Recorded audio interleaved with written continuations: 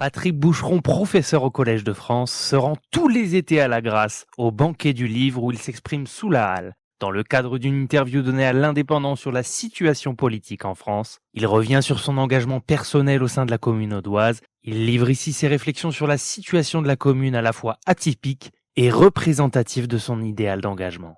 Patrick Boucheron le dit sans embâge, je suis engagé dans un projet politique et culturel dans le village de la Grâce. Entre Narbonne et Carcassonne se trouve dans le village médiéval le centre culturel de rencontre de l'abbaye dont il est le président du conseil scientifique.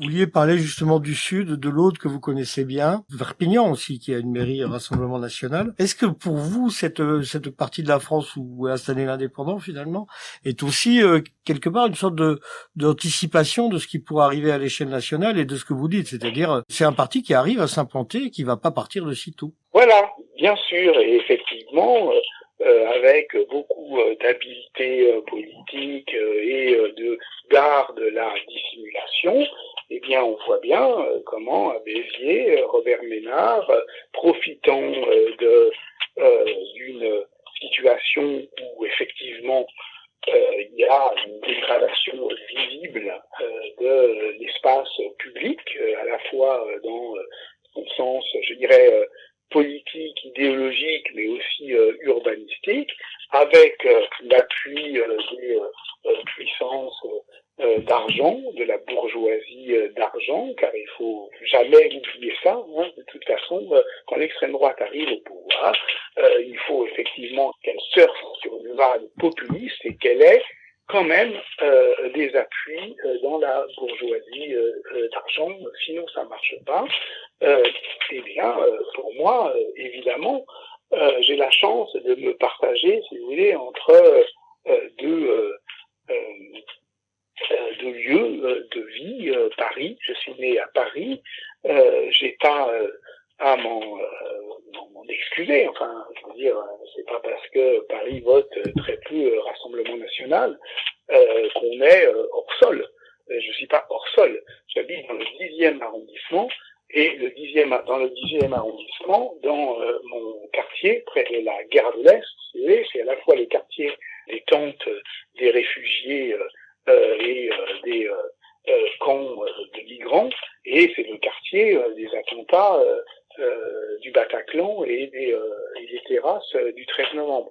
Donc, pardon, mais j'accepte assez mal qu'on me dise que je suis un bobo parisien totalement décroché des réalités. Le monde, je le vois mieux que un habitant d'un village alsacien qui lui-même n'a jamais vu un immigré qui le fantasme et qui vote contre lui massivement au Rassemblement National. Donc Paris, c'est pas un microcosme, la vie elle n'est pas si facile que ça à Paris, mais je suis bien obligé de reconnaître qu'il y a aussi dans cette vague une rancœur anti-parisienne, anti-bourgeoisie intellectuelle, anti tout ce que je représente au fond, dont il faut tenir compte. Voilà. Mais bon, voilà. Donc je suis parisien, j'ai pas à m'en excuser, et c'est pas parce que les Parisiens votent peu au Rassemblement National qu'ils n'ont pas non plus le droit à la parole, mais je comprends très bien ceux qui, dans l'Aude ou ailleurs, trouvent que les Parisiens, on les entend beaucoup. Alors moi je suis pas audois, mais je suis engagé effectivement dans un projet politique et culturel dans les villages de la Grâce et dans l'Aude, dans Narbonne et Carcassonne. Je suis président du conseil d'orientation scientifique de l'établissement des arts de dire de l'abbaye médiévale de la Grâce, donc du centre culturel de rencontre. C'est un engagement pour moi, si vous voulez. C'est un engagement. Et c'est un engagement qui m'a beaucoup apporté. C'est un engagement qui m'a d'autres choses, d'autres réalités. Il ne s'agit pas effectivement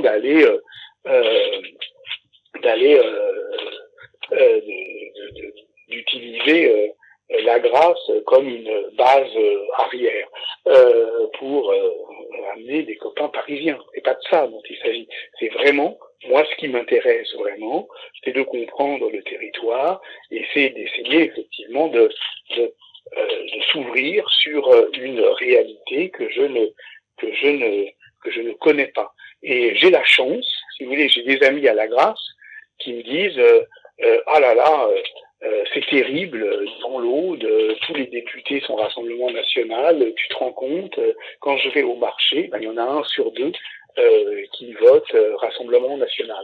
Et j'ai dit, tu te rends compte, moi quand je vais au marché, le marché de l'hôpital Saint-Louis dans le 10e, je crois que peut-être personne ne vote Rassemblement National. Et qu'est-ce qui est le pire? Est-ce que c'est de vivre séparé, vivre voilà, je dis pas déconnecté, parce que je suis pas déconnecté, même à Paris, mais séparé, ou de vivre au contact, et de pouvoir s'engueuler, de pouvoir discuter. Et moi, j'aime aller à la Grâce, parce que d'une certaine manière, quand je suis à la Grâce, je suis dans un lieu politique, où je peux, où on peut effectivement se confronter à la question, effectivement, de ce que c'est en milieu rural, avec toute la difficulté économique, sociale, culturelle, d'une déprise, des services publics, de la poste qui ferme. Je vois tout ça. La Grâce, c'est pas tout à fait une commune comme les autres. La preuve, c'est que, je rappelle quand même qu'il y a 97% des communes qui ont mis le Rassemblement National en tête des suffrages. C'est pas le cas de la Grâce. Je vais pas commenter les résultats des élections européennes de la Grâce, mais enfin quand même la liste conduite par Glucksmann fait 50% de plus que la liste conduite par Bardella. C'est totalement atypique.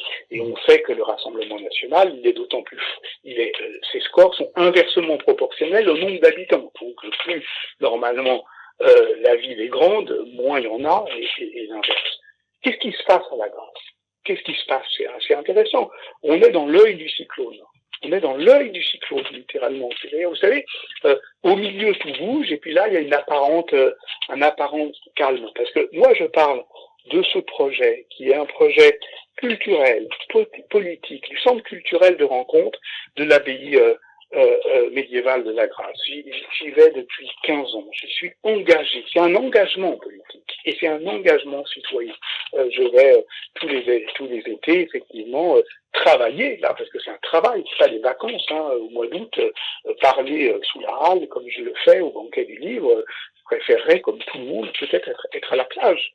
C'est un engagement. Bon, mais vous savez aussi qu'il y a à la Grâce, du côté des chanoines, une abbaye traditionnaliste qui s'est donnée comme projet politique affiché ce qu'ils appellent le grand relèvement, qui est un lieu effectivement investi par les réseaux de droite catholique, d'abord sionistes, ensuite zémouristes, très largement financés par Vincent Bolloré et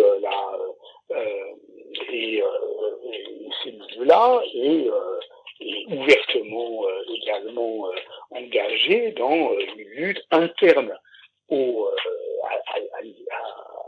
l'Église catholique contre tout ce que